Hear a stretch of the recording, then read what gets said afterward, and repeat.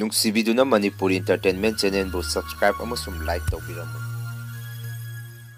ꯇꯥꯕꯤꯔꯤꯕ ꯈ꯭ꯋꯥꯏ ꯄꯨꯝꯅꯃꯛꯄꯨ ꯆꯦꯅꯦꯜ ꯑꯁꯤꯅ ꯉꯁꯤꯁꯨ ꯃꯌꯥꯝꯕꯨ ꯇꯔꯥꯝꯅ ꯑꯣꯛꯆꯔꯤ꯫ ꯃꯍꯧꯁꯥꯒꯨꯝ ꯉꯁꯤꯁꯨ ꯁꯕꯁꯀ꯭ꯔꯥꯏꯕꯔꯁꯤꯡꯅ ꯍꯥꯞꯄꯤꯔꯛꯄ ꯕ꯭ꯔꯦꯟ ꯍꯣꯔꯦ ꯁ꯭ꯇꯣꯔꯤ ꯑꯅꯧꯕ ꯑꯃꯃꯨꯛ ꯄꯨꯗꯨꯅ ꯂꯥꯛꯆꯔꯤ꯫ ꯋꯥꯔꯤ ꯑꯁꯤꯕꯨ ꯂꯥꯟꯊꯣꯛꯆꯔꯛꯄ ꯃꯇꯝꯗ ꯁꯣꯏꯈꯤ ꯂꯥꯟꯈꯤꯕ ꯌꯥꯎꯔꯕꯁꯨ ꯃꯌꯥꯝꯗ ꯉꯥꯛꯄꯤꯅꯕ ꯍꯥꯏꯖꯔꯤ꯫ ꯐꯔꯦ ꯑꯗꯨꯗꯤ ꯃꯌꯥꯝ ꯋꯥꯔꯤꯁꯤ ꯍꯧꯅꯕ ꯇꯧꯖꯔꯒꯦ꯫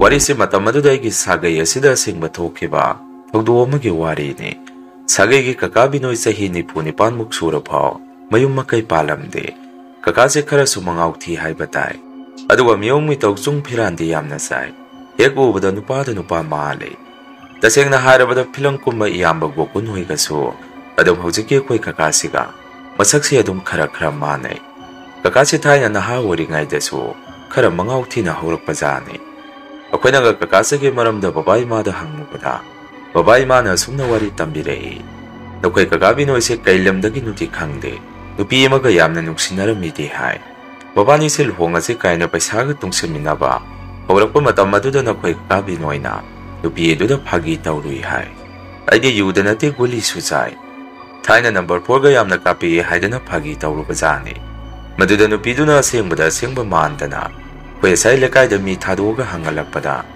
ꯁꯥꯏ ꯃꯤꯅꯒ ꯈꯔ ꯐꯕꯒ ꯅꯈꯣꯏ ꯀꯀꯥꯅꯁꯨ ꯊꯥꯏꯅꯗꯒꯤ ꯈꯔꯒ ꯃꯉꯥꯎ ꯊꯤꯔꯛꯄꯒ ꯁꯥꯏ ꯃꯤꯅꯁꯨ ꯆꯥꯔꯝꯕ ꯌꯥꯏ ꯊꯥꯏꯅ ꯈꯔ ꯉꯥꯎꯁꯟꯅꯔꯒ ꯍꯧꯔꯛꯄꯅꯤ ꯍꯥꯏꯗꯅ ꯑꯃꯨꯛ ꯍꯥꯏꯖꯜꯂꯨꯕꯗꯒꯤ ꯄꯥꯎ ꯑꯁꯤ ꯅꯨꯄꯤꯗꯨꯗ ꯌꯧꯈꯤꯗꯅ ꯅꯨꯄꯤꯗꯨꯅ ꯀꯅꯥꯒꯤ ꯅꯈꯣꯏ ꯀꯀꯥ ꯕꯤꯅꯣꯏꯒ ꯃꯥꯒ ꯌꯧꯃꯤꯟꯅꯕ ꯃꯔꯨꯞꯀꯥꯗꯨ ꯂꯣꯏꯅ ꯂꯧꯊꯣꯛꯑꯒ ꯅꯨꯄꯥ ꯑꯇꯣꯞꯄ ꯑꯃꯗ ꯅꯨꯄꯤꯗꯨ ꯆꯦꯟꯈ꯭ꯔꯦ ꯍꯥꯏꯗꯅ ꯋꯥꯔꯤ ꯑꯃꯗꯤ ꯂꯩꯈꯤꯕꯅꯤ꯫ ꯃꯗꯨꯗꯒꯤ ꯃꯥꯁꯦ ꯅꯨꯄꯤ ꯊꯤꯌꯨ ꯌꯥꯗ꯭ꯔꯦ ꯍꯥꯏꯅꯩ꯫ ꯈꯪꯗꯦ ꯇꯧꯔꯤꯁꯦ ꯁꯥꯒꯩ ꯑꯁꯤꯗ ꯃꯥꯗ ꯉꯥꯏꯔꯕꯅꯤ ꯅꯨꯄꯤ ꯊꯤꯗ꯭ꯔꯤꯕꯁꯤ꯫ ꯃꯁꯛ ꯃꯇꯧ ꯍꯥꯏꯔ ꯄꯨꯡꯊꯤ ꯊꯤꯕꯁꯨ ꯅꯠꯇꯦ꯫ ꯑꯁꯨꯝꯅ ꯏꯃꯥ ꯍꯣꯏꯅ ꯑꯩꯈꯣꯏꯗ ꯋꯥꯔꯤ ꯇꯝꯃꯛꯏ꯫ ꯃꯗꯨꯗ ꯑꯩꯈꯣꯏꯅ ꯑꯃꯨꯛ ꯑꯗꯣ ꯏꯃꯥ, ꯀꯀꯥ ꯕꯤꯅꯣꯏꯁꯤ ꯃꯤꯅ ꯍꯥꯏꯕꯗꯗꯤ ꯊꯥꯏꯅꯒꯤ ꯃꯤ ꯑꯣꯏꯕꯅꯤꯅ ꯑꯍꯦꯟꯕ ꯅꯤꯁꯥ ꯆꯥꯔꯝꯅꯤ, ꯑꯗꯨꯅꯅꯤ ꯃꯥꯅ ꯅꯨꯄꯤ ꯊꯤꯗ꯭ꯔꯤꯕꯁꯤ ꯍꯥꯏꯅꯩ꯫ ꯌꯨ ꯅꯠꯇꯕ ꯅꯤꯁꯥ ꯑꯃꯗꯨ ꯆꯥꯔꯕꯗꯤ ꯅꯨꯄꯤ ꯊꯤꯕ ꯌꯥꯗꯦ ꯍꯥꯏ꯫ ꯑꯗꯨꯔꯁꯨ ꯈꯪꯗꯦ ꯍꯥꯏꯔꯝꯃꯤ꯫ ꯕꯕꯥꯅ ꯑꯃꯨꯛ ꯃꯗꯨ ꯀꯅꯥꯅ ꯍꯥꯏꯔꯤꯅꯣ? ꯑꯩꯈꯣꯏꯒꯤꯗꯤ ꯕꯤꯅꯣꯏꯁꯤ ꯐꯔꯁꯨ ꯐꯠꯇ꯭ꯔꯒꯁꯨ ꯁꯥꯒꯩ ꯑꯁꯤꯒꯤ ꯑꯉꯥꯡꯅꯤ꯫ ꯌꯦꯡꯉꯣ ꯏꯕꯨꯡꯉꯣ ꯃꯤꯅ ꯑꯗꯨꯃꯥꯏꯅ ꯍꯥꯏꯔꯛꯑꯕꯗꯤ ꯆꯥꯔꯝꯃꯣꯏ ꯑꯩꯈꯣꯏ ꯀꯀꯥ ꯕꯤꯅꯣꯏꯗꯤ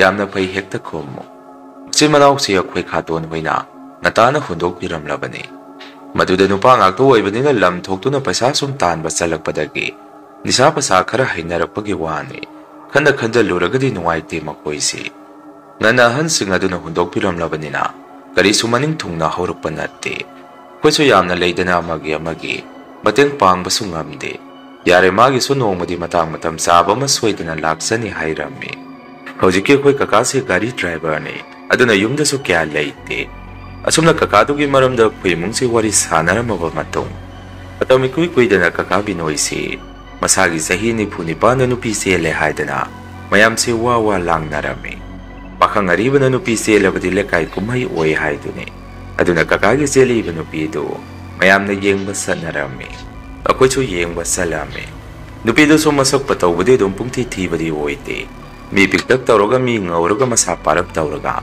ꯑꯗꯨꯝ ꯌꯦꯡꯕ ꯅꯨꯡꯉꯥꯏ꯫ ꯃꯤ ꯑꯇꯩꯒꯤꯗꯤ ꯈꯪꯗꯦ ꯑꯩꯈꯣꯏ ꯁꯥꯒꯩꯒꯤ ꯀꯀꯥ ꯑꯗꯨꯅ ꯅꯨꯄꯤ ꯆꯦꯜꯂꯛꯄꯁꯤ ꯁꯥꯒꯩꯁꯤꯃꯗꯤ ꯄꯨꯟꯅ ꯌꯥꯝꯅ ꯍꯔꯥꯎꯖꯔꯝꯃꯤ꯫ ꯑꯗꯨꯒ ꯂꯩꯀꯥꯏꯒꯤ ꯃꯤ ꯈꯔ ꯑꯃꯅꯗꯤ ꯀꯀꯥꯅ ꯆꯦꯜꯂꯤꯕ ꯅꯨꯄꯤꯗꯨ ꯃꯥꯏꯕꯅꯤ, ꯅꯨꯄꯥ ꯑꯃꯗ ꯍꯥꯟꯅ ꯃꯌꯨꯝ ꯄꯥꯜꯂꯨꯔꯦ, ꯃꯆꯥ ꯍꯨꯟꯗꯣꯛꯑꯃꯒ ꯃꯄꯥꯝꯗ ꯂꯩꯕꯅꯤ ꯅꯨꯄꯤꯗꯨ, ꯀꯀꯥꯅ ꯂꯥꯏ ꯍꯔꯥꯎꯐꯝ ꯑꯃꯗꯒꯤ ꯈꯪꯅꯔꯛꯄꯅꯤ꯫ ꯑꯗꯨꯒꯨꯝꯕ ꯅꯨꯄꯤꯗꯨ ꯅꯠꯇ꯭ꯔꯕꯗꯤ ꯃꯥꯅ ꯂꯧꯔꯛꯄ ꯅꯨꯄꯤꯕꯨ ꯀꯌꯥ ꯃꯊꯨꯡ ꯆꯥꯒꯗꯒꯦ ꯀꯥꯏꯅ ꯃꯌꯥꯝꯅ ꯁꯨꯝ ꯐꯠꯇꯕ ꯋꯥꯊꯤ ꯉꯥꯡꯅꯔꯝꯃꯤ꯫ ꯑꯩꯈꯣꯏ ꯁꯥꯒꯩꯒꯤ ꯑꯍꯜ ꯂꯃꯟꯁꯤꯡꯅꯁꯨ ꯃꯗꯨ ꯑꯍꯥꯟꯕꯗ ꯊꯥꯖꯔꯝꯗꯦ꯫ ꯑꯗꯨꯕꯨ ꯀꯣꯟꯅ ꯁꯨꯝ ꯊꯤꯒꯠꯅꯔꯛꯄ ꯃꯇꯝꯗꯗꯤ ꯀꯀꯥꯗꯨꯅ ꯆꯦꯜꯂꯤꯕ ꯅꯨꯄꯤꯗꯨ ꯍꯥꯟꯅ ꯅꯨꯄꯥ ꯑꯃꯗ ꯃꯌꯨꯝ ꯄꯥꯜꯂꯨꯔꯕ ꯃꯥꯏꯕꯤ ꯅꯨꯄꯤ ꯑꯃ ꯑꯣꯏꯔꯝꯃꯤ꯫ ꯃꯗꯨ ꯈꯪꯂꯛꯄꯗꯒꯤ ꯁꯥꯒꯩꯒꯤ ꯑꯍꯟ ꯈꯔꯗꯤ ꯁꯥꯎꯅꯔꯝꯃꯤ꯫ ꯀꯔꯤꯒꯤꯅꯣ ꯃꯥꯅ ꯑꯁꯨꯛ ꯀꯨꯏꯅ ꯌꯨꯝ ꯄꯥꯟꯗ꯭ꯔꯒ ꯍꯧꯖꯤꯛꯅ ꯃꯌꯨꯝ ꯃꯀꯩ ꯄꯥꯜꯂꯨꯔꯕꯤ ꯃꯥꯏꯕꯤ ꯅꯨꯄꯤ ꯑꯃ ꯄꯨꯔꯒ ꯂꯥꯛꯏꯁꯤꯅ? ꯃꯁꯤꯒꯤ ꯑꯉꯥꯡꯁꯦ ꯃꯊꯣꯡꯗꯤ ꯈꯔ ꯍꯨꯛꯇꯦ, ꯌꯥꯔꯣꯏ ꯅꯨꯄꯤꯗꯨ ꯂꯨꯍꯣꯡꯕ, ꯁꯥꯒꯩ ꯆꯥꯡ ꯇꯥꯕ ꯊꯕꯛꯁꯦ ꯃꯥꯅ ꯍꯦꯛꯇ ꯇꯧꯔꯛꯏ꯫ ꯑꯩꯈꯣꯏꯗꯤ ꯃꯥꯒꯤ ꯂꯨꯍꯣꯡꯕꯗ ꯆꯪꯉꯣꯏ ꯍꯥꯏꯗꯅ ꯑꯍꯜ ꯂꯃꯟ ꯈꯔꯗꯤ ꯌꯥꯝꯅ ꯁꯥꯎꯅꯔꯝꯃꯤ꯫ ꯀꯀꯥꯗꯨꯅꯁꯨ ꯁꯥꯒꯩꯒꯤ ꯑꯍꯜ ꯂꯃꯟꯁꯤꯡꯗ ꯁꯨꯝꯅ ꯍꯥꯏꯔꯝꯃꯤ, ꯑꯩꯅ ꯄꯥꯝꯗꯅ ꯂꯧꯔꯛꯑꯕ ꯅꯨꯄꯤꯅꯤ, ꯑꯩꯒꯤꯗꯤ ꯅꯨꯄꯤꯁꯤꯒ ꯂꯨꯍꯣꯡꯉꯒꯅꯤ꯫ ꯑꯁꯨꯛ ꯀꯨꯏꯕ ꯃꯇꯝꯁꯦ ꯑꯩꯒꯤ ꯁꯤꯒꯨꯝꯕ ꯁꯣꯏꯕꯗ ꯉꯥꯏꯔꯒ ꯂꯣꯏꯅ ꯂꯩꯅꯔꯦ꯫ ꯍꯧꯔꯛꯄꯗꯒꯤ ꯑꯩꯒꯤ ꯄꯨꯟꯁꯤꯁꯦ ꯃꯐꯝ ꯃꯔꯥꯡ ꯈꯪꯗꯅ ꯍꯧꯔꯛꯄ ꯃꯇꯝ ꯑꯗꯨꯗꯅ ꯁꯥꯒꯩꯒꯤ ꯃꯤꯕꯨ ꯑꯣꯏꯔꯣ ꯂꯩꯀꯥꯏꯒꯤ ꯃꯤꯕꯨ ꯑꯣꯏꯔꯣ ꯀꯅꯥꯝꯇꯅ ꯑꯩꯒꯤ ꯑꯋꯥꯕ ꯃꯇꯦꯡ ꯑꯃꯠꯇ ꯄꯥꯡꯕꯤꯈꯤꯕ ꯅꯠꯇꯦ꯫ इमादफाव अरुब लैना कैंसर हाइदुनी नारगा लैखिदबदो मदुसु लायंग ngamdaba hidak guli laiba ngamdabadagi imadu laikhidabani matam adudana kananasu akhoi awabada mateng lupa amata tawbiramde adum karimata tawbiraktaba handak ege luhongbasida su karimata yetpa pibiranu aigi dinu pido hana mayum paluigera migi masado chen chongbo ma tawrurabani na luhongani akoina sida luhongba yaroi hairagasu ai mapam amada salaga hongrage haidana kakaduna mayamda sengna dum hairame alaman singadu kakana dum na hairakpaduda mayamse amukka hena sagonaraki masigi angang se sagagi ahalamanda malonggo yamna thamna mizani ne koina magi phanaba hairaga yaroi nangi luhongba haidana yamna saungnarami kona thangdadi baba hoi sagagi kaka kharaga kumna wa tanaraga ahalaman singadu tamna thiemduna kaka binoisi luhongba se koi sida dum yamna pungsauk saukdabi kaka dugi luhongbirami luhongaba matung kakasna lauriba nupi koi dum sasiga kakaga dum gari tong duna puksata salami aduwe num sase maibi oibanina mina yengbasu atum laknarami atopa lekai dagidi maming yamna salami noma koina imanaba amagi mayumda koiba salubada imanabagi mayamba thokpa singnaga koi adaida maibi aiba ama lei hai adaida ama leibro kaina hangakpada akhoi de kyabu bhap oirude kona koina sum kananu thiganarapada kakaduna lauribe koi indum sase oiraga leirami sumna harau chahi ama khara hena indum sasiga kakasaga yamna nuksinana leiminarami lai haraubasu indum sase adum sali aduda kakanaga dum indum sana lai harauba saliba mapam aduda matai amada phamaga indum sase dum sangaga lei haide dum yamna nuksinai haibatai mataw sumna chahi ama makhaimuk surba matamadaida kakase nomolamta thangju numita lamamada gari accident hoye haidana baba hoye koi myamse hospital da salame thajade khoisu accident ho so kakase dumaina tawni haibase adubo kaka binoi accident adu da laikide akhoi su manga sapek manarame ima hoi ima bu hui su yamna kapame kaino ne tawrisi bo angang se warga da su haujarabane anakta mayum makai panjaduna magi masagi punsi ma semjaba haura kansida lai ase su phaman khidreda haidana makhoi su yamna kapame kakaduna laikhidraba matung indom sase yumdagi mapanubwan kiyai thokide hana magi manakta mi lai yengba lakpadusu pungle phek lepki ima hoine indom sagi manakta sangbiruba matamdasu indom sase masade tuk tharaga wakhalla mada dum lai hai madude imana khar lekai da koitho natraga sagai na te koi gisida adum koiro na tomda yumda leibadu nangsu karisu nungairoi hairame maduda kakana lorma indom sa aduna sumna kumai ise na de nomito satpi kino haijabane aduna naung nupa aduna yaba khobul leite achuk thuna mana I thado maga sakigada boiragadi ai somagi matung inazara moidabani haidana yamna nungaitane imada wari sarame imana su karisu khalluno nangi laibakta sum tho tamamagini haidana wari sum sanarame masigi matung matam khal leiragadi indom sadu mirole haidana paw ma tanarame maduda khoisu yamna haraujarame sagai ya halaman singsu loina haraunarame laibakna thiribadi angang adu su phaibo koina poglaktuna hek pokpaga angang adi maksi duna poglakhi maduda mayam su angakpa kiba mamam poknarame mataw kya duda laikhidaba kaka binoigi mapagi masimanaw sing aduna indom sa se yum maduda lehenengaktaba mataw kya ma utpa haurakhi makoi masimanaw sing aduna su indom sa da sumna haibirame nang heklakpaga sagai ase akibagi masak ngakta mikap miraw khon ngakta ngaire inaw nupa de su nang laurubadagi sikibane aduwa angang ani de su nang na maibi oiraga migi phataba thabak tawrubadagi nasada chunungdana angang ani du su laikidabane aduna nang su yumda hankro koiso hanagum ingna singna leheurage haidana kakaduna loramba nupi du sakhinaba makoi machimanaw singna indom sa aduda otpana iba sathare haibase koiso khangami aduga koi asongina amuk babagi machimanaw mari amaga sagai pulaga so tungana ma leibane laikidaba kaka binoi hoga koigana mo baba pokpa pupu hoiga makoi mapa pokminaba oituribane adumna tawbudu da baba hoina su yamna nungairamde kaino asongi kangu sina tawrisina mawasibu phajana leiminagi leite makoi ge hongnabido amuk hauraba mali haidana imabu hoi ima hoina yamna saurame kona de inum sa du lai sanabagi mowongda ayuk angan bada mamli tawba matamda pukri mapanda lepaga leirangba mowong matawama ꯑꯩꯈꯣꯏꯅ ꯊꯦꯡꯅꯕ ꯍꯧꯔꯝꯃꯤ ꯑꯗꯨꯒ ꯅꯨꯃꯤꯠ ꯍꯦꯛ ꯇꯥꯕꯒ ꯑꯩꯈꯣꯏꯒꯤ ꯁꯥꯒꯩꯒꯤ ꯏꯪꯈꯣꯜꯅꯨꯡ ꯄꯨꯈ꯭ꯔꯤ ꯃꯄꯥꯟ ꯑꯗꯥꯏꯗ ꯍꯩꯅꯧ ꯄꯥꯟꯕꯤ ꯑꯍꯨꯝꯈꯛ ꯊꯪꯅ ꯊꯪꯅꯅ ꯍꯧꯔꯝꯃꯤ ꯍꯧꯖꯤꯛꯀꯤ ꯍꯩꯅꯧ ꯄꯥꯟꯕꯤ ꯃꯈꯣꯡ ꯑꯗꯨꯗꯁꯨ ꯂꯩꯈꯤꯗꯕ ꯑꯉꯥꯡ ꯑꯅꯤꯗꯨ ꯖꯒꯥ ꯑꯗꯥꯏꯗ ꯐꯨꯝꯈꯤꯕꯅꯤ ꯍꯥꯏꯕꯗꯤ ꯁꯥꯒꯩꯁꯤꯒꯤ ꯑꯣꯏꯅꯁꯨ ꯏꯪꯈꯣꯜ ꯑꯁꯤ ꯌꯥꯝꯅ ꯆꯥꯎꯅꯩ ꯄꯨꯈ꯭ꯔꯤ ꯂꯩꯔꯤꯕ ꯍꯩꯅꯧ ꯍꯧꯔꯤꯕ ꯑꯗꯨꯒꯤ ꯍꯦꯛ ꯅꯥꯀꯟꯗꯅ ꯃꯤꯒꯤ ꯂꯧꯕꯨꯛ ꯂꯝꯍꯥꯡ ꯇꯥꯗꯣꯔꯤꯕꯅꯤ ꯅꯨꯃꯤꯗꯥꯡꯁꯦ ꯍꯧꯖꯤꯛꯀꯤ ꯍꯩꯅꯧ ꯄꯥꯟꯕꯤ ꯑꯍꯨꯝꯈꯛ ꯍꯧꯔꯤꯕ ꯃꯄꯥ ꯑꯗꯥꯏꯗ ꯑꯉꯥꯡꯁꯦ ꯀꯞꯄ ꯃꯈꯣꯟꯁꯦ ꯁꯥꯒꯩꯒꯤ ꯏꯃꯨꯡ ꯃꯅꯨꯡ ꯑꯩꯈꯣꯏꯅꯁꯨ ꯃꯊꯦꯡꯕꯗ ꯃꯈꯣꯟꯁꯦ ꯇꯥꯕ ꯍꯧꯔꯝꯃꯤ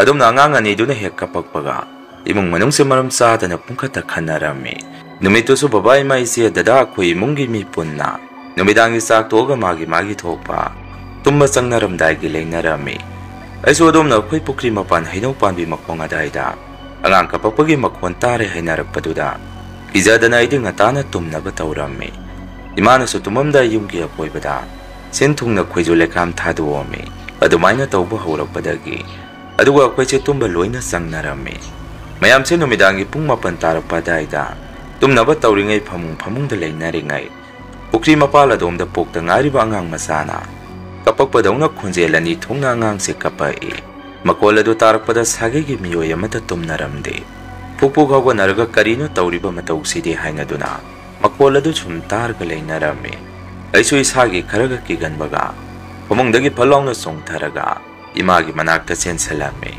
ꯕꯕꯥꯅꯁꯨ ꯑꯁꯨꯝꯅ ꯍꯥꯏꯔꯛꯏ ꯀꯩꯅꯣ ꯍꯟꯗꯛ ꯃꯔꯛ ꯄꯨꯈ꯭ꯔꯤ ꯃꯄꯥꯜ ꯑꯁꯥꯏꯗ ꯇꯧꯔꯤꯁꯤꯕꯣ ꯑꯁꯤꯗꯤ ꯀꯝꯗꯧꯅꯤ ꯁꯨꯃꯥꯏꯅ ꯇꯧꯕꯁꯤ ꯑꯐꯕ ꯑꯣꯏꯒꯟꯗꯦ ꯀꯃꯥꯏꯅ ꯇꯧꯔꯤꯖꯥꯠꯅꯣꯅꯦ ꯍꯥꯏꯔꯝꯃꯤ ꯏꯃꯥꯅ ꯑꯃꯨꯛ ꯑꯩꯅꯗꯤ ꯑꯁꯥꯏꯗ ꯇꯧꯔꯨꯅꯨ ꯂꯥꯞꯅ ꯂꯝꯍꯥꯡ ꯇꯨꯃꯥꯟꯗ ꯇꯧꯔꯨꯁꯨ ꯍꯥꯏꯖꯕꯅꯤ ꯃꯗꯨꯗ ꯑꯁꯣꯝꯒꯤ ꯀꯥꯡꯕꯨꯁꯤꯅ ꯃꯌꯥꯝ ꯃꯃꯥꯡꯗ ꯏꯀꯥꯏ ꯑꯁꯥꯏꯁꯤꯁꯨ ꯂꯝꯍꯥꯡꯅꯤ ꯀꯩꯁꯨ ꯀꯥꯏꯗꯦ ꯑꯁꯥꯏꯗ ꯑꯗꯨꯝ ꯇꯧꯁꯤ ꯍꯥꯏꯗꯅ ꯃꯈꯣꯏꯅ ꯌꯥꯅ ꯇꯧꯈꯤꯕꯅꯤ ꯃꯣꯏꯗꯤ ꯃꯃꯥꯡꯂꯣꯝꯗ ꯂꯩꯈ꯭ꯔꯕꯅꯤꯅ ꯐꯩ ꯃꯅꯤꯡ ꯊꯪꯕ ꯃꯐꯝ ꯑꯁꯤꯗ ꯂꯩꯍꯧꯕ ꯑꯩꯈꯣꯏꯗꯤ ꯂꯣꯏꯔꯦ ꯍꯧꯖꯤꯛ ꯑꯁꯤꯕꯨ ꯁꯨꯃꯥꯏꯅ ꯑꯍꯤꯡ ꯈꯨꯗꯤꯡ ꯁꯨꯃꯥꯏꯅ ꯇꯧꯔꯒ ꯂꯩꯔꯒꯗꯤ ꯑꯩꯈꯣꯏꯗꯤ ꯀꯃꯥꯏꯅ ꯇꯨꯝꯅꯤ ꯅꯈꯣꯏ ꯅꯆꯤꯟ ꯅꯅꯥꯎ ꯋꯥ ꯇꯥꯅꯧ ꯑꯃꯨꯛ ꯃꯐꯝꯁꯤ ꯍꯣꯡꯇꯣꯛꯀꯦꯔꯥ ꯅꯠꯇ꯭ꯔꯒ ꯀꯩꯗꯧꯁꯤꯒꯦꯗꯣ ꯍꯥꯏꯗꯅ ꯏꯃꯥꯅ ꯕꯕꯥꯗ ꯆꯩꯔꯝꯃꯤ ꯕꯕꯥꯅ ꯑꯃꯨꯛ ꯇꯁꯦꯡꯅ ꯑꯁꯤꯕꯨ ꯑꯁꯥꯏꯗ ꯇꯧꯈꯤꯕꯗꯨ ꯃꯗꯨꯒꯤ ꯑꯣꯏꯔꯤꯕ ꯖꯥꯔꯅꯅꯦ ꯑꯩꯗꯤ ꯃꯁꯤ ꯊꯣꯛꯑꯒ ꯑꯃꯨꯛꯇꯕꯨ ꯌꯦꯡꯅꯤꯡꯈ꯭ꯔꯦꯗ ꯇꯥꯆꯧꯒ ꯑꯩꯈꯣꯏ ꯁꯨꯔꯖꯤꯠꯀ ꯍꯧꯔꯒ ꯊꯣꯛꯎꯁꯤꯔ ꯈꯪꯗꯦ ꯍꯥꯏꯔꯝꯃꯤ ꯏꯃꯥꯅ ꯑꯃꯨꯛ ꯌꯥꯔꯦ ꯊꯣꯛꯎꯔꯅꯨ ꯃꯌꯥꯝꯅ ꯍꯥꯏꯅꯕꯗꯨꯅꯤ ꯃꯁꯤ ꯁꯨꯃꯥꯏꯅ ꯇꯧꯕꯁꯦ ꯐꯠꯇꯕꯅꯤꯀꯣ ꯌꯨꯝꯗꯒ ꯆꯪꯁꯤꯜꯂꯛꯑꯕꯗꯤ ꯄꯨꯡꯂꯣꯏ ꯂꯣꯏꯔꯦ ꯑꯗꯨꯅ ꯀꯃꯥꯏꯅ ꯇꯧꯁꯤꯒꯦꯗꯣ ꯇꯥꯅꯧ ꯍꯌꯦꯡ ꯅꯣꯡꯉꯥꯜꯂꯒ ꯅꯈꯣꯏ ꯅꯆꯤꯟ ꯅꯅꯥꯎ ꯍꯥꯏꯔꯝꯃꯤ ꯕꯕꯥꯁꯨ ꯋꯥ ꯑꯃꯇ ꯈꯨꯝꯗꯦ ꯊꯣꯡ ꯍꯥꯡꯇꯣꯛꯑꯒ ꯃꯄꯥꯟꯗ ꯊꯣꯛꯈꯤ ꯑꯗꯨꯒ ꯑꯩꯈꯣꯏ ꯃꯪꯒꯣꯟꯗ ꯂꯦꯞꯄꯒ ꯃꯐꯝ ꯑꯗꯣꯝꯗ ꯁꯨꯝ ꯇꯣꯔꯆ ꯂꯥꯏꯠ ꯀꯥꯞꯄꯒ ꯕꯕꯥꯅ ꯌꯦꯡꯉꯒ ꯂꯩꯔꯝꯃꯤ ꯏꯃꯥꯅꯁꯨ ꯕꯕꯥꯗ ꯀꯩꯅꯣꯅꯦ ꯅꯪ ꯕꯕꯥꯅ ꯇꯧꯔꯤꯗꯨꯕꯣ ꯊꯨꯅ ꯏꯃꯨꯡꯗ ꯑꯃꯨꯛꯇ ꯆꯪꯕꯤꯔꯛꯑꯣ ꯅꯠꯇ꯭ꯔꯕꯗꯤ ꯑꯩ ꯁꯥꯎꯔꯛꯑꯅꯤ ꯍꯥꯏꯔꯝꯃꯤ ꯕꯕꯥꯅ ꯃꯪꯒꯣꯟꯗ ꯂꯩꯔꯤꯉꯩ ꯕꯕꯥꯒꯤ ꯃꯅꯥꯎ ꯅꯨꯄꯥ ꯑꯩꯈꯣꯏ ꯀꯀꯥꯗꯨꯁꯨ ꯊꯣꯔꯛꯈꯤ ꯑꯗꯨꯒ ꯕꯕꯥꯆꯧꯁꯨ ꯊꯣꯔꯛꯏ ꯃꯗꯨꯗ ꯕꯕꯥꯅ ꯇꯥꯆꯧ ꯑꯁꯤꯕꯨ ꯀꯔꯤꯅꯣ ꯀꯅꯥꯃꯠꯇ ꯂꯩꯕꯁꯨ ꯎꯗꯦ ꯃꯈꯣꯜ ꯑꯁꯤꯁꯨ ꯑꯩꯅ ꯇꯣꯔꯆ ꯂꯥꯏꯠ ꯊꯥꯟꯖꯜꯂꯤꯕ ꯃꯄꯥ ꯑꯁꯥꯏꯗꯒꯤ ꯇꯥꯔꯛꯏ ꯍꯩꯅꯧ ꯍꯧꯔꯤꯕ ꯃꯈꯣꯡ ꯑꯁꯥꯏꯗ ꯑꯣꯏꯗꯣꯏꯅꯤ ꯀꯔꯤꯅꯣꯗꯣ ꯆꯪꯉꯒ ꯑꯃꯨꯛꯇ ꯌꯦꯡꯉꯨꯁꯤꯔꯣ ꯍꯧꯔꯝꯃꯤ ꯕꯕꯥꯆꯧꯅ ꯑꯃꯨꯛ ꯆꯪꯉꯨꯅꯨ ꯀꯩꯗꯧꯕ ꯆꯪꯒꯦ ꯍꯥꯏꯔꯤꯅꯣ ꯑꯁꯤ ꯊꯦꯡꯅꯕꯁꯤꯗ ꯉꯐꯕ ꯃꯥꯟꯕ꯭ꯔꯥ ꯆꯍꯤ ꯑꯃ ꯀꯨꯝ ꯑꯃ ꯅꯁꯥꯗꯨ ꯂꯩꯅꯥ ꯆꯦꯜꯂꯒ ꯑꯗꯨꯝ ꯁꯣꯜꯂꯒ ꯂꯩꯗꯣꯏꯅꯤ ꯃꯣꯏ ꯑꯁꯣꯝꯒꯤ ꯀꯥꯡꯕꯨꯗꯤ ꯁꯨꯃꯥꯏꯅ ꯇꯧꯔꯦ ꯈꯪꯉꯕ ꯖꯥꯔꯥ ꯕꯕꯥꯅ ꯑꯃꯨꯛ ꯀꯩꯗꯧꯕꯒꯤ ꯈꯪꯉꯣꯏꯗꯣꯏꯅꯣ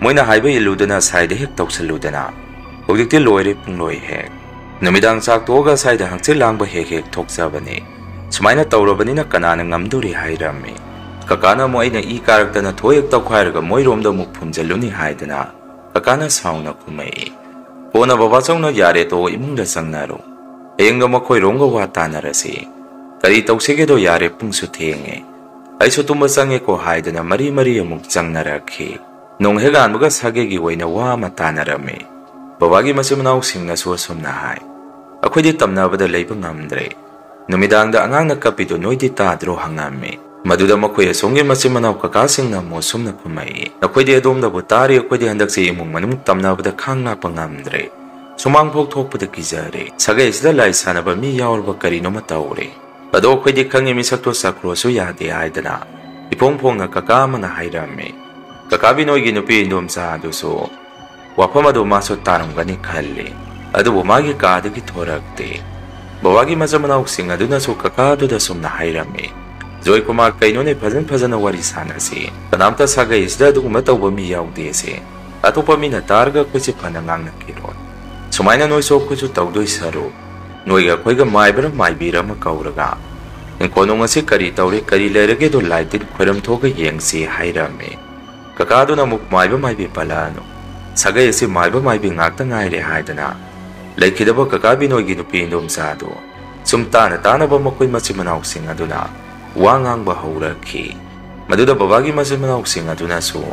Oiraroy mi sing se kwok amadaloy na lainakre.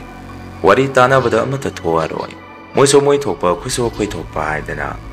Babagi masimanaw sing di khanarani haidana. Pupuk hawganaraga loina yumda hanaraki. Masigi matong nong nini muklairaga imana numidang waram gi laiduk thamoi thaba loiraga. Sumang matondagi lepaga hinong panbi hawriba pukri mapala domda. Yang thobada hinong makwang adayda mapi thongdaba. Angang apikpa nika kainong makwang aduda. Sum liri siyalaga layba matawama. Imana urame. Madurakpadagi ima si masada pakat kidana. Imungda hatu senselagtuna. Magi pamungda tapna hiptharame. Babana su kaidawrage hangubada imana hinong makwang aduda. Kaino thoga lehawre. Aina urure haidana kumame. Babana thoga yenguba matamda su. Imana ukiba adugum pukri mapan hinong makwang adayda. Makoyge pumpam mapa adayda sumangang masahani do.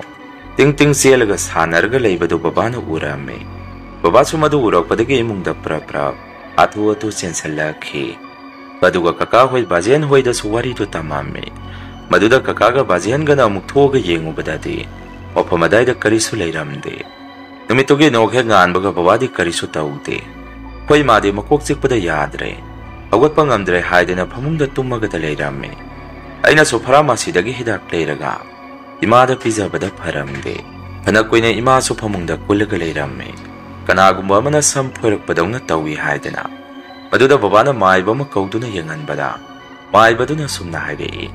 Magi koktonda angang aniduna phamdaraga. Tongaga leire nakoyna udabagi wani. Nahan mana thengnarubadada imung asida sangsalai.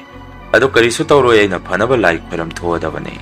Karaida none noina thoye haridubu haidana. Maibaduna hangaki. Maduda babana maibadu pukri mapala domda. Pusanaba honarame. Maduda maibaduna sumna hairei. Yare ay sangaroi aina yengbada dum khangre. Masi asaida toksen kibagi wada natte. Laikidaba angang anidugi thawaidu. Kauraga sanaba mi masu yaurine. Mana asaidagi kauraga kwesan sanaduna leire. Nakoy asaida lai sanaba mi leibro hangai. Babana mo oza maiba adudi imungda sangbirao. Tamna wari tauksi haidana. Maibaduga babagi imungda sangminarame. Aduga maibaduda babana wari pumba sitnana tamame. Maduda maibaduna koi indom sasi masak khangame. Aduga sumna hairei. Madugi nupi masado na koi sagagi mi oire. Magi nupaso handak namna laikide haibagum tai. Madudagi laigi thoram phangambadu lekuraba mali ni hairei. Babana muk sagagi inaw nupa amadani mana lairi basi. Ado hujipo oza maiba kamdaungni hangame.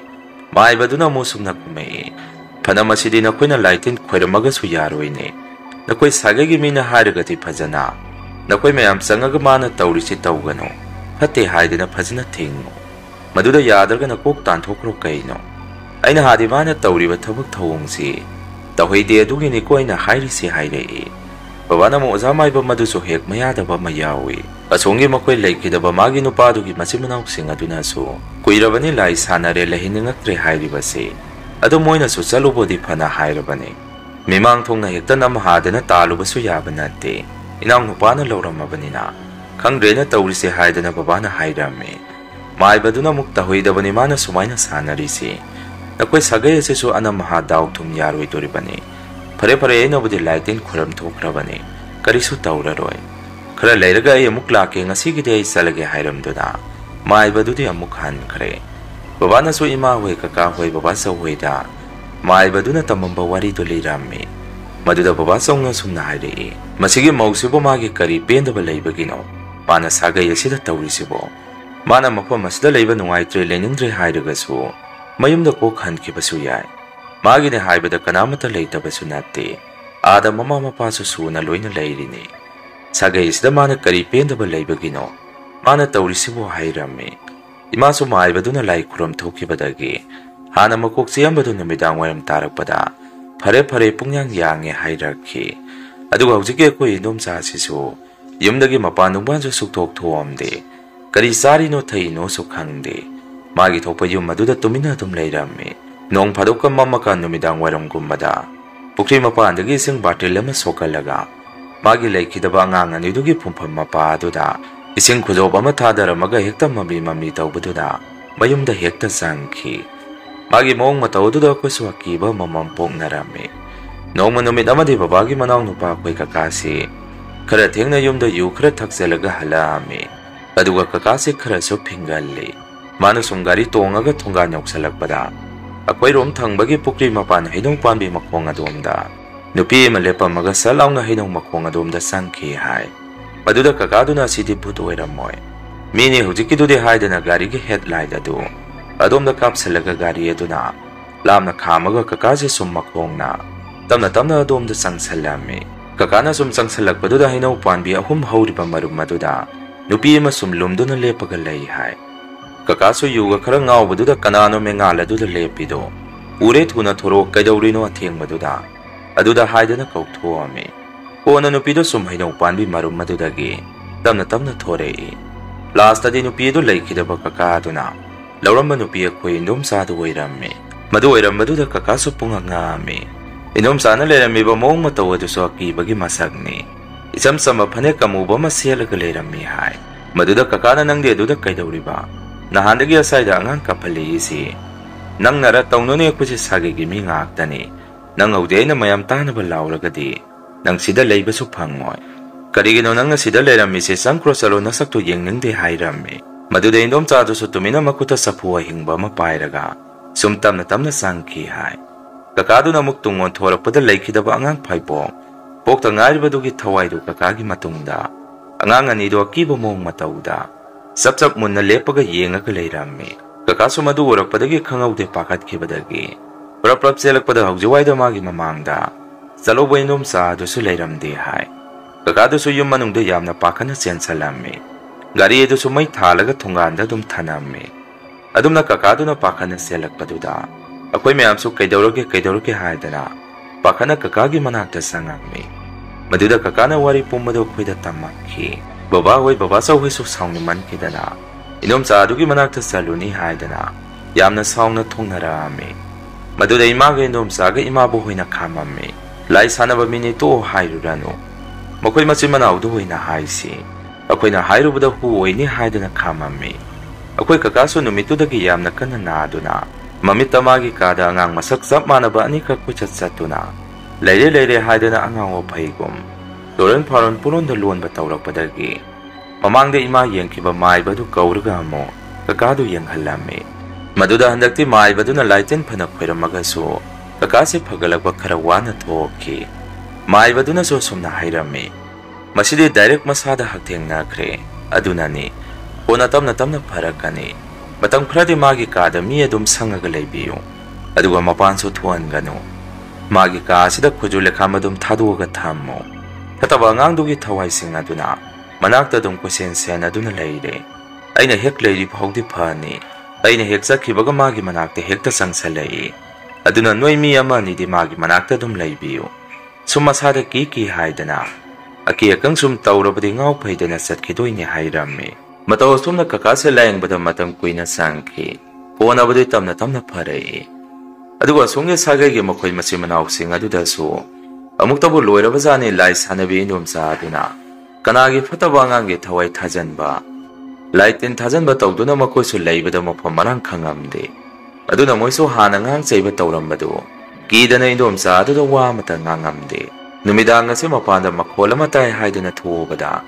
Ojike indum sa adu makoy rongi sumang aduda. Jagoy ga saraga hekta layrami hay. Aduda makoy di kida na walang ga mata ngang naramde. Kainong panwi makong aduda so pong na laitin sana duna. Magi laikidaba angang ani dugi taway du kautok. Layramba ko'y na so tangkak kaya mateng na ba yawrami. Dakagi mina so adum na indom sa aduna lai sana ri hay basi. Tam na kang narami. Sagay islagi hentok na layrak kulak tapaw. Laikidaba magi angang paibok ani dugi taway du. Sumari salhan ba hawrami. Maduda ama mateng numidang lakagi mina yung dahalag pada. Teng na na ba yawrami. Punama sidagi sagigi halaman wa matana duna. Asungi nom sagi mapa da wari si haudu si. Aduga tawgano hayda na tingan si. Maduna trabadi ako'y na tingmubadi yararoi hayda na. Numit ama babaga sagagi ahal laman kharaga inomcha adugi mapamda salami. Aduga mapa mamada inomcha na tawriba thabak thawong sing adu sitnana wari tamduna khangalami. Maduda leiramliba ahal aniduna sumna hairei. Isanupido singnaruba yadabane. Fajana themaga loinabiyu. Mana hana yum paluriba nupado akhoi namdana pisalubane. Maduda mana pamdaba mafamda thajai haidana hana mayum paluriba nupa mayum madudasu adumaina tawrubadagi lakai miyamna waraba matung akhoi gisida amuk thilakhibane. Akhoi so haigena akhoi so tapna themaga loinabiyu. Luribadi nongmatasu yumda lakte. Nong phado akhoina noigiduda lakpa matamdasu mana lakanu hai. Aduna akhoi laktabane hairakhi. Madudagi babawasu angakpa amaga loinana yumda amuk loina hanarakhi. Inomcha aduna su khangami. Magi maramda mama mapada hairure haibase. Madudagi inomcha si sauraktuna. Numidang sida yumgi jinga mathaka sida laikidaba angang anidugi thawaidu. Taseng yum mathakta thuonduna. Numidang sida jinga mathakta pan songba panba tahonduna. Angang singadugi thawaidu sana halaga thanammi. Akwacha kidana yumdagi mapanongba na matathuomde. Adumaina kuina sagai sida inomcha na magi kari pendaba laibagi no khangde. Lightning sanaba yaba sanaramaba matong. Ikang khangawdana yum asi thadoamaga satkhi. Adusu numidang mayam tumingai satkhiba mali. Nongalakpada khangnarakpani magi mapi maron. Yomaga puraga satkre haibase. Aduga akhoi henaw makong pukri mapanda phungkhibadusu takhairaga pukhi leirami. Asongi mayumgi mida hangubadasu indomsari lakte. Dinida makhoi maibi mayamgi yum amalai. Aduda salamgadaba mali hairakhi. Adumaina mafam adudagi posagadu lauthoga pukhibadagi hojikti sagai ase karisu tawdre. Aduga ngaglibadi posagadu puraga idomsana kadaida thanangbadagi masini. Mayam wari ase matanga saida loizare. Mathangi wari da mayam punamuk thengnarase.